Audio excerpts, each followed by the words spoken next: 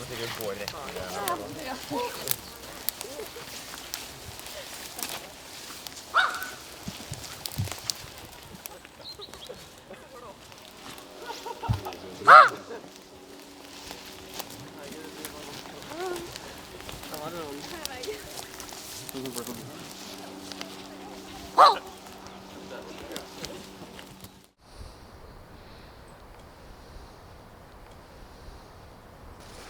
Jeg liker jo ikke å gi masse svar.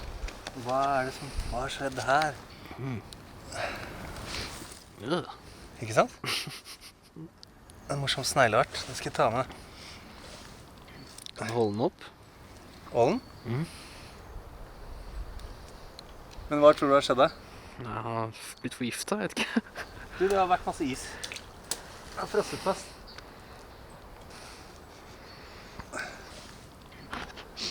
Åh.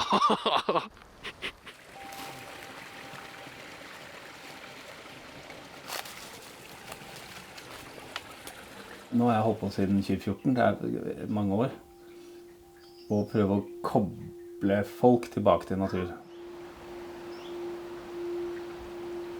Jeg har jo vært og lært av nordamerikansk befolkning, blant annet, hvordan med sporing og sportegn. Det er et veldig godt middel, da. Fordi da har du en konkret oppgave, det er fysiske ting du skal se etter og bruke sanser og...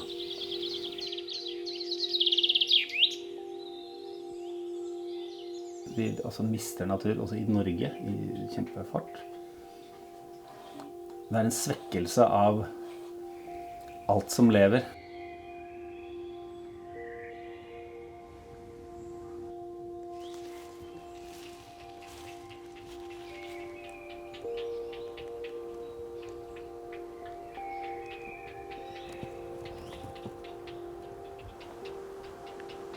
Dette er en hegerkoloni som var veldig mye større i det området her. Men hvis du ser bak oss her, så er vi jo helt i edgen med menneskene. Og der oppe så går disse kraftledningene, så de har hogget en svær stripe da. Og da røska de med seg 5, 6, 7 av disse hegre reirene. Og da var det liksom ingen som spurte først, de bare gikk inn og gjorde den jobben uten å høre med hva eventuelle konsekvenser ble da.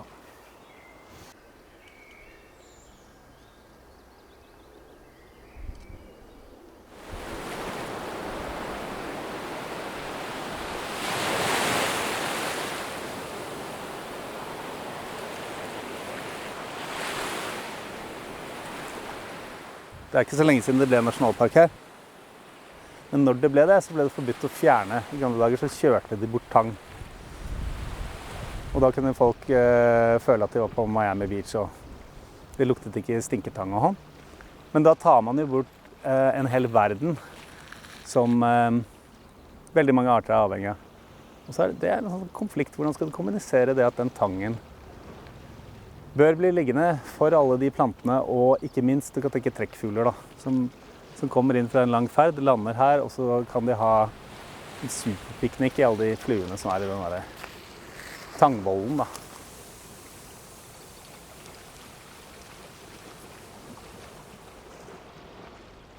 Vi er jo like avhengig av disse forskjellige økosystemene, at de er friske som et rådyr, egentlig. Men det glemmer vi da. Så plutselig får vi sånn, oi, ja ok, vi får trøbbel da. Derfor føler jeg at den formidlingsbiten er så viktig. Så folk liksom på en eller annen måte begynner å reetablere et forhold til det mer enn menneskelige da.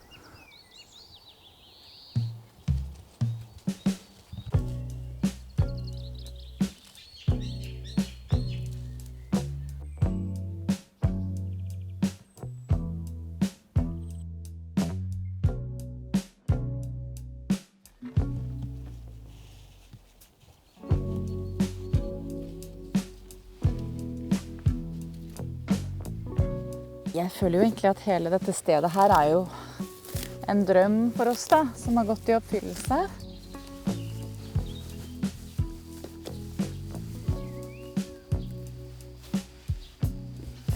Å klare å leve med dyr i et samarbeid som på en måte er til felles glede, da. Det er i hvert fall det jeg ønsker å gjøre med de dyra vi har her. Og veldig mange av de dyra vi har her, har vi jo på en måte redda, da. De hadde kanskje vært avlivet hvis vi ikke hadde tatt dem hit.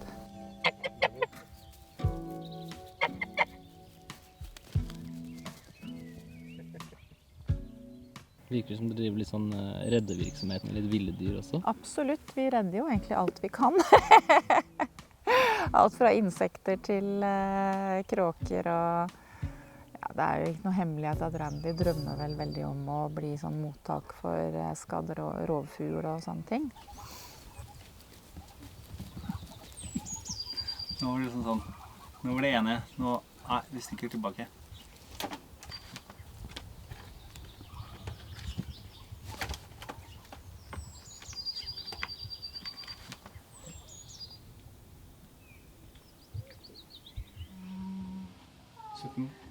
Det er på 7. året nå. Ja. Så det er i år det skal skje.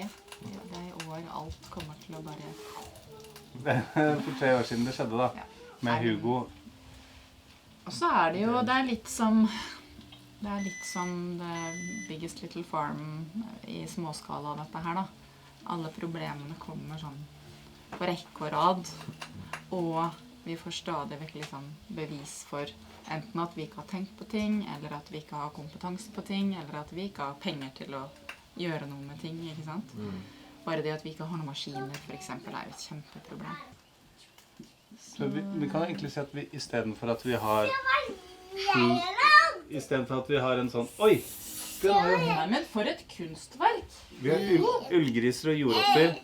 Det er våre slåmaskiner. En skytepistol! Oi, det er det Oi, der, ja. boy. Det er kanskje ikke så bra igjen. Skytepistol? Eller lage et... Som kan skyte dyr.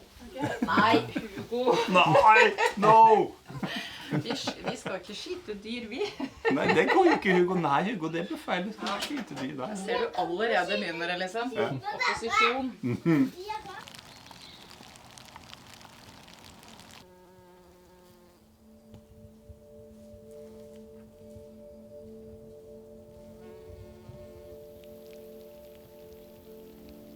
Jeg husker utrolig klart og godt, fra jeg var veldig, veldig ung, den der naturkontakten jeg var i da.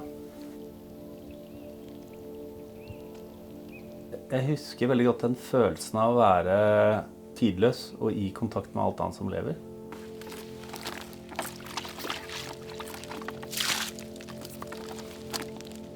Jeg opplevde det på Hardangervidda mye, jeg opplevde det i nordamerikanske skoger mye, og begynte å liksom utforske alle disse forskjellige verdenene.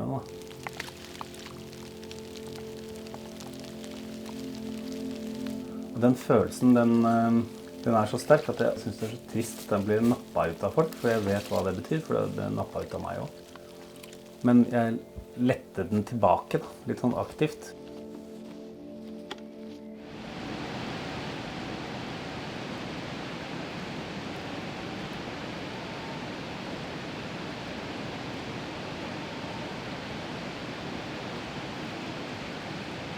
Jeg treffer jo hele tiden så mange unge, intelligente, fine mennesker da.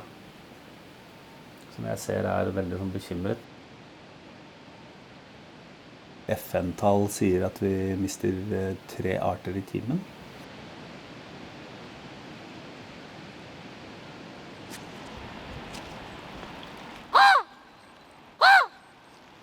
All right, we will gather.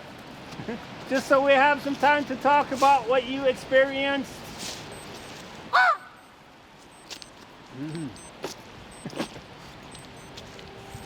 Det jeg har kommet frem til over tid er at det fungerer veldig godt for meg å være personlig og fortelle litt om min egen reise inn i natur. Og så er det egentlig både så lett og så vanskelig som å få menneskene til å bruke sansen og være til stede og bli minnet på det. And take him away. Notice the difference. It's pretty awesome. You notice? Og så bruker jeg mye bind for øynene for å trene opp de andre sansene.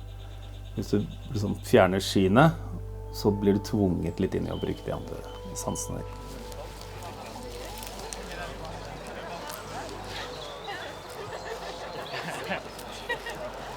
Jeg tror det er den optimale formen for aktivisme, da. Å få folk til å bli forelsket i natur, egentlig. Og få et dypt og nært forhold til natur. For da vil de jo prøve sitt beste for å ta vare på den.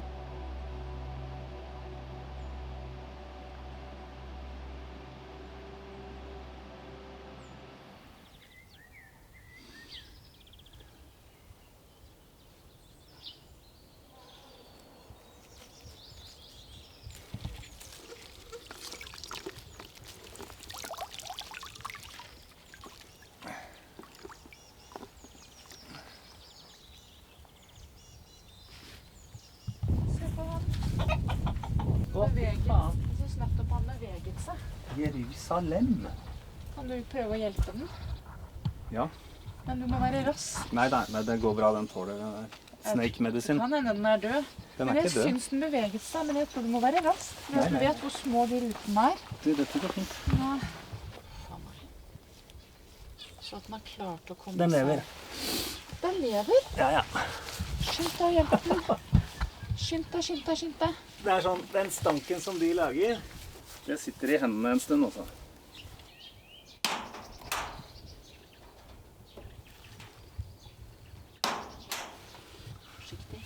Kanskje Magnus, hvis du holder hodet hans, så føler jeg meg mye friere. Ja. Du er redd for, jeg tror han er alt for svak til å... Du kjenner ikke slange. Sånn, ja. Ikke noe for hardt da. Oi, se på den du.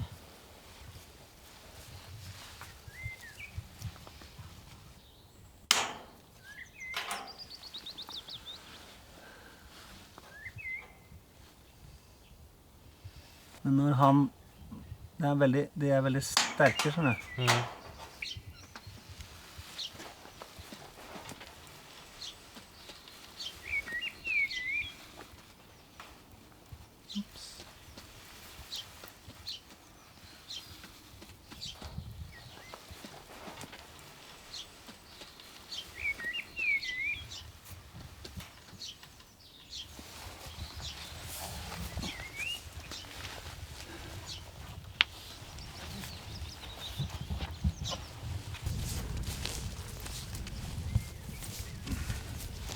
Jeg har sett disse her ta fisk, så det er egentlig litt sånn.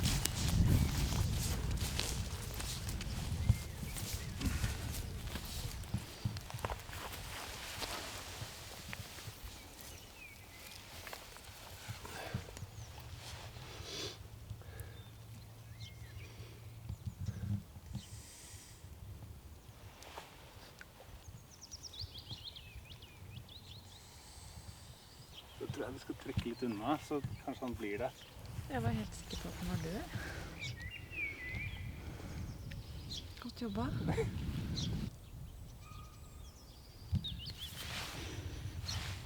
Så er det et eller annet også, for de pleier å utskille noe sånn forferdelig lukt da, når de er truet. Men det gjorde han altså ikke.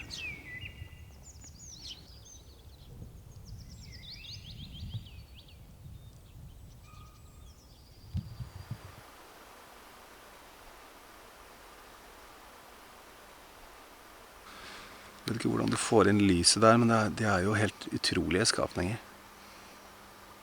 Ikke sant? Se på den. Jeg har jo hengt opp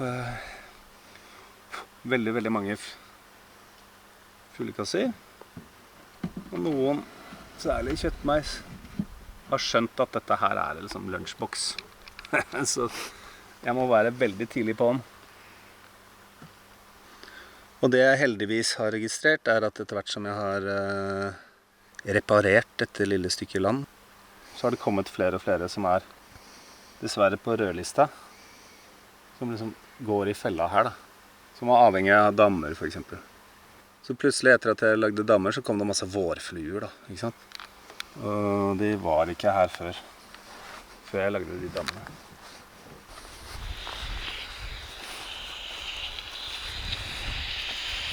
Jeg tror de er oppe på veien der, men man kan jo være heldig. Der kom han rett forbi oss. Her var det ikke flaggermus før. Utrolig kult. Så det er en ny utvikling? Det er en ny utvikling for i år. Helt klart.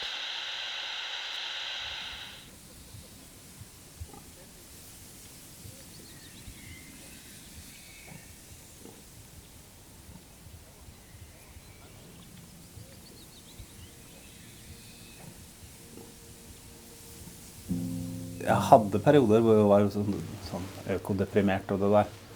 Men jeg er liksom ikke det lenger, og jeg er ikke egentlig oppriktig bekymret for hvordan det skal gå med Hugo. Jeg håper og tenker og tror at gjennom den oppveksten han får, og de foreldrene han har, og venner og bekjente og alt det han kommer til å oppleve, det vil gjøre han både robust nok og klok nok til å ta gode valg hvis det kommer en tid fremover i hans levetid som blir vanskelig på grunn av økokrise. Er det det? Så har han pakket her for å finne mat.